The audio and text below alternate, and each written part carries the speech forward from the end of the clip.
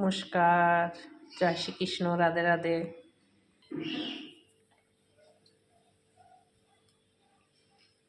তেল দিলাম,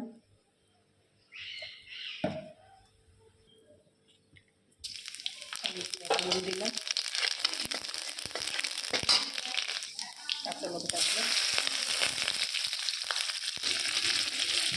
এই সবজিগুলো সব দেবো।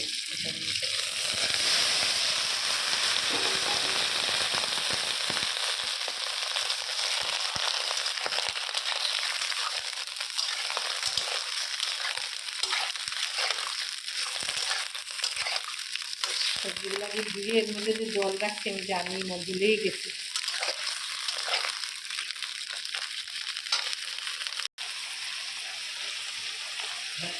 বেগুন দিয়েছি, সিম দিয়েছি, আলু দিয়েছি,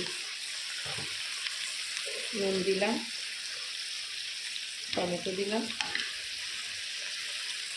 হলুদ দিলাম, আদা জিরা বেটে রাখছি, কাঁচা লঙ্কা আদা জিরা এটা কিছুটা দিয়ে দেব।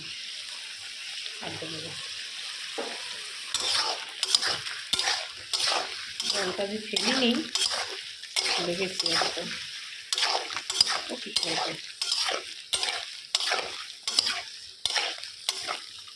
এবার এই খয়রা মাছ ভেজে রাখছি, খয়রা মাছ দিয়ে আলু দিয়ে সিম দিয়ে রান্না করতেছি।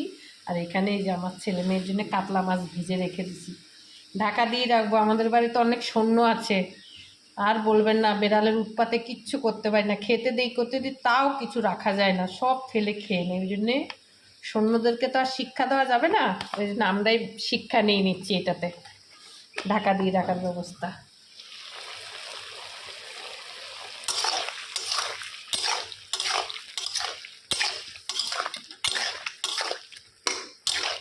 হয়ে গেছে, জলটা একটু হালকা শুকা, কিছু দেওয়ার জন্য।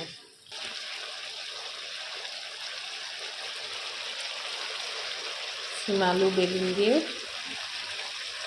খয়রা মাছটা রান্না করতেছি, ভেজে নিয়েছি। শীতের রান্না টেস্টই আলাদা, যেইভাবে রান্না করেন না কেন। কোনো সিম্পল রান্না করছি, কোনো পেঁয়াজ ট্যাঁয়াজ মশলা কিচ্ছু দেয়নি, একদম হালকাভাবে সিম আলু বেগুন দিয়ে টমেটো দিয়ে কালির জিরা ফোড়ন দিয়ে দারুণ খেতে। আমার ঘরে কালির জিরাটাই বেশি ব্যবহার করি, খেতেও টেস্ট লাগে।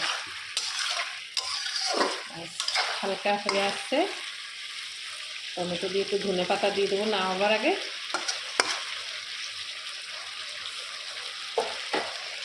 মাছটা দিয়ে দিচ্ছি,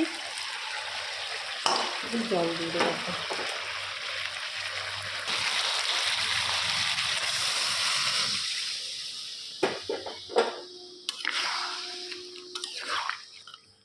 হালকা টকবক করে ফুটবে।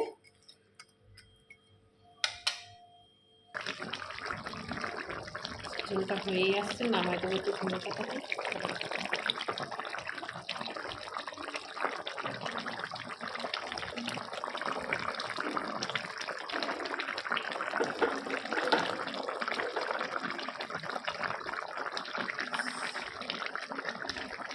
গেলে নামাই দিলাম।